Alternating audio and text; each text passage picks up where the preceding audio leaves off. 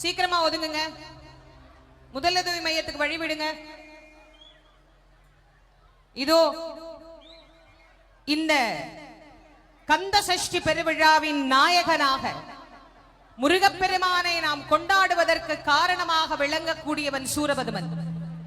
அந்த சூரபதுமன் தன்னுடைய ஆணவத்தின் வெளிப்பாட்டை முருகப்பெருமானிடத்தில் இதோ காட்டிக் கொண்டிருக்கின்றான். என் தம்பிமார்களை கொன்றுவிட்டாய், ஆனால் என்னை உன்னால் கொல்ல முடியாது, உன் தந்தையிடம் வரம் பெற்றவன் நான் என்றான் சூரன். முருகன் சிரித்துக் கொண்டே அந்த தந்தைதான் என்னையும் உன்னிடத்தில் போர் செய்ய அனுப்பி இருக்கிறார் என்று சொல்லிக் கொண்டே போர்க்களத்தில் நிற்கிறார். முதலாக முருகப்பெருமானை சூரபதுமன் பார்த்தபோது அவனுக்கு ஞான கண்களையும் கொடுத்து விஸ்வரூப தரிசனத்தையும் காட்டி அவன் கடலடியின் உயர்வையும் காட்டி அருளினாராம். அப்போது சூரன் நினைத்தானாம், இந்த முருகனை நாம் பணிய வேண்டும், இந்த முருகனை நாம் வாழ்த்த வேண்டும், இந்த முருகனை நாம் வணங்க வேண்டும் என்று. ஆனால் அவன் சூரன் பதுமன் ஆக தவம் செய்த காரணத்தினால் அவனுடைய மாயையை முருகப்பெருமான் நீக்கி அவனுடைய கண்மத்தையும் முருகப்பெருமான் மாற்றி அவனுடைய ஆணவத்தை அழித்து விட வேண்டும் என்கின்ற முடிவிலே போர்க்களத்திலே நிற்கின்றார். சூரபதுமனுடைய ஆணவம் அழிந்தது போல் ஆணவ எண்ணங்கள் அனைத்தையும் அழித்து எடுத்து நம்மையும் ஒரு பொருட்டென கருதி நம்மை ஆட்கொள்ளுவதற்காகத்தான் கந்தக்கடவுள் இன்றும் இந்த என்னைக்கோ சூரன் அழிஞ்சிட்டான், இன்னைக்கும் இந்த போரை நாம ஏன் பார்க்கணும், இன்னைக்கும் சூரசம்ஹாரம் ஏன் நடத்தணும், இந்த சஷ்டி விரதம் ஏன் இருக்கணும்? சூரன் தான் அழிந்தானே தவிர ஆணவ மலம் அழியவில்லை. என்றைக்கு மானுடம் உண்டோ அன்றைக்கே ஆணவமும் உண்டு, என்று செம்பு உண்டோ அன்றைக்கே களிம்பும் உண்டு, என்று அரிசி உண்டோ அன்றைக்கே உமியும் உண்டு, என்று ஆன்மா உண்டோ அன்றைக்கே ஆணவமும் உண்டு. ஆன்மாக்கள் இருக்கும் வரை ஆணவம் தொடருமாம். அதனால் தான் இந்த உலக உயிர்கள் இருக்கும் வரை முருகன் வந்து நிரூபித்துக் கொண்டே இருக்கிறார், நான் இருக்கிறேன் உங்களை காப்பாற்றுவதற்கு, நீங்கள் யாரும் அஞ்ச வேண்டாம், உங்கள் அனைவருக்கும் பாதுகாப்பாக நானே இருக்கிறேன் என்று சொல்லி முருகப்பெருமான் நமக்கு இன்றைக்கும் கருணை காட்டுகிறார் என்பதை நாம் அனைவரும் உணர்ந்து கொள்ள வேண்டும் என்பதற்காகத்தான் இந்த கடற்கரையிலே இந்த நிகழ்வு நடைபெற்றுக் கொண்டிருக்கின்றது. ஆணவத்தின் வெளிப்பாடான சூரபதுமன் ஆடி அடங்கி முருகப்பெருமான் முன் வந்து நின்ற போது தன்னுடைய அனைத்து விதமான செய்கைகளையும் இவன் அடக்கி விடுகிறானே என்று அவன் ஒருவனே பல வடிவங்களில் வருகிறான். இந்திரனாக, சந்திரனாக, வாயுவாக, வருணனாக, குபேரனாக, அத்தனையும்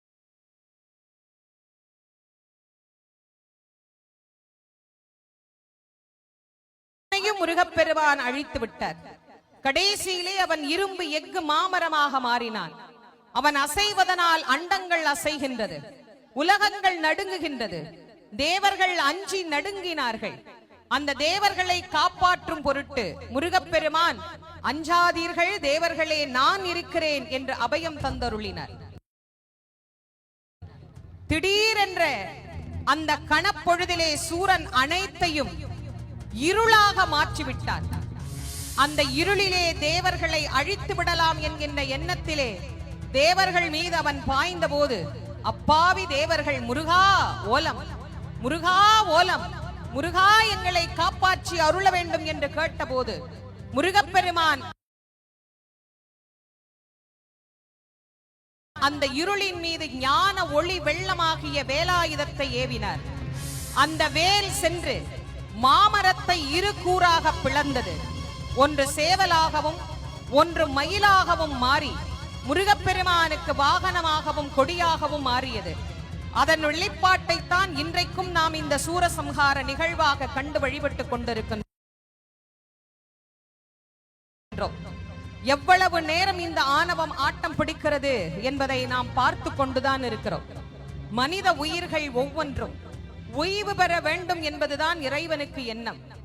தான் பெற்ற குழந்தைகள் எல்லா குழந்தையும் நல்லா இருக்கணும் அப்படின்னு நினைக்கிறது தான் ஒரு தாயின் எண்ணம். இறைவன் நமக்கு தாயானவன். இறைவன் நமக்கு தந்தையும் ஆனவன், இறைவன் நமக்கு குருவும் ஆனவன், எல்லாமாய் இருக்கின்ற முருகப்பெருமான் நம் அனைவரின் உள்ளத்தில் இருக்கின்ற ஆணவம் கண்மம் மாயையை அழித்து சூராதி அவுணர்களை வீழ்த்தியது போல் நம்முடைய பகையையும் நீக்கி அகப்பகை புறப்பகை என்று சொல்லக்கூடிய அனைத்து பகைகளையும் நீக்குவார். ஆர்ப்பரிக்கின்ற கடல் வெள்ளம் சிறிதென தோன்றும் அளவுக்கு மனித வெள்ளம் இங்கு வந்து நிற்கிறது என்றால் அதற்கு காரணம் முருகனிடம் பெற்ற கருணையின், அவனுக்கு காட்ட வேண்டிய நன்றியின் வெளிப்பாடு.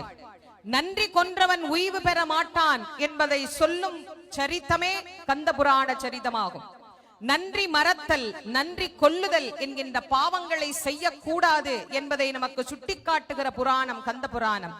சூரன் முருகனை எதிர்த்து நிற்கின்றார். ஒளி வெள்ளமான முருகப்பெருமானுடைய வேல் புறப்பட தயாராகி கொண்டிருக்கின்றது.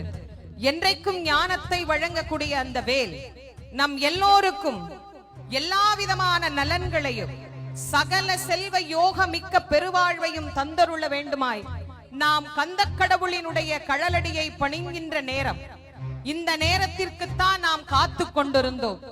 6 நாட்களின் தவம் நிறைவேறுகின்ற நேரம். எல்லோருடைய பிரார்த்தனையும் ஒருமித்த கருத்தோடு முருகனின் திருவடியில் வையுங்கள். முருகப்பெருமான் நம் பிரார்த்தனைகள் அனைத்தையும் நிறைவேற்றி நம் ஒவ்வொருவருக்கும் வாழ்க்கையில் எல்லா விதமான நலன்களையும் அருள இதோ சூரனை சம்ஹாரம் செய்வதற்கு தயாராகி கொண்டிருக்கிறார். முருகனிடத்தில் இருந்து புறப்பட்டு வருகிற ஆயுதங்களுக்கு வேண்டுமானால் அவன் பதில் சொல்லலாம். ஆனால் சக்தி வேலாயுதத்திற்கு அவனால் பதில் சொல்ல இயலாது என்பதனால் தான் முருகப்பெருமான் அந்த வெற்றி வேலை, சக்தி வேலை சூரனுக்கு என்று தயார் செய்து சூரனை சம்ஹாரம் செய்வதற்காக கடற்கரையிலே பக்த வெள்ளத்திலே நீந்தி அன்று தேவர்களை காத்தது போல் இன்று நம்மையும் காப்பாற்றுவதற்காக இதோ முருகப்பெருமான் இந்த ஆண்டு சூர சம்ஹாரத்திற்கு தயாராகி கொண்டிருக்கிறார். எப்பேற்பட்ட முருகன்! அந்த முருகப்பெருமானுடைய கருணையை பெறுவதற்கு, அவர் முன்பு நிற்பதற்கே நாம் பெரும் தவம் செய்ய வேண்டும் என்கின்ற எண்ணம் இல்லாத சூரன், அந்த சூரனை வீழ்த்தி முருகப்பெருமான் நமக்கு இன்றளவும் பாடத்தை புகட்டி நாமும் அவன் கழலடியை ஆணவமற்று பணிந்தோம் என்றால்தான் வாழ்க்கையில் நாமும் உயர்வு பெறலாம் என்பதை நமக்கு காட்டும் செயல். இதோ முருகனிடத்திலே இருந்து அந்த வேலானது புறப்படுகின்றது. வெற்றிவேல், வீரவேல், வெற்றிவேல், வெற்றிவேல், வெற்றிவேல், வெற்றிவேல், வெற்றிவேல், வெற்றிவேல், வெற்றிவேல், நச்சிவேல், வெற்றிவேல், வெற்றிவேல், வெற்றிவேல், வெற்றிவேல், வெற்றிவேல், வெற்றிவேல், வெற்றிவேல், வெற்றிவேல், வெற்றிவேல், வெற்றிவேல், வீரவேல், வெற்றிவேல், வீரவேல், வெற்றிவேல், வீரவேல், வெற்றிவேல், சக்திவேல், சக்திவேல், ஞானவேல், சக்திவேல், வெற்றிவேல் முருகனுக்கு, வீரவேல் முருகனுக்கு, ஞானவேல் முருகனுக்கு, கந்த சஷ்டி பிரியனுக்கு.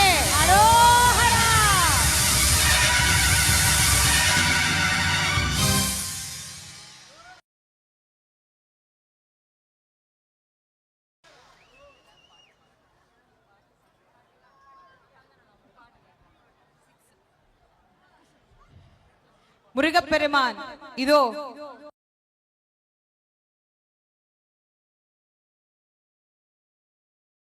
சூரனை வீழ்த்தி நம் எல்லோருக்கும் ஆணவத்தை அழித்து ஞானத்தை நிலைநிறுத்திய கடவுளாக அவனை சேவலும் மயிலுமாக்கி காட்சி தருகின்ற அற்புதமான நேரம். இதோ சூரன் தலை விழுந்தது, ஆணவம் அழிந்தது.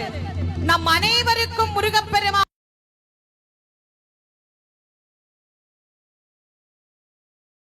இந்த கந்த சஷ்டியினுடைய நாயகனாக காட்சி தருகின்றார். வெற்றிவேல் முருகனுக்கு, வீரவேல் முருகனுக்கு, ஞானவேல் முருகனுக்கு, வெற்றிவேல் முருகனுக்கு.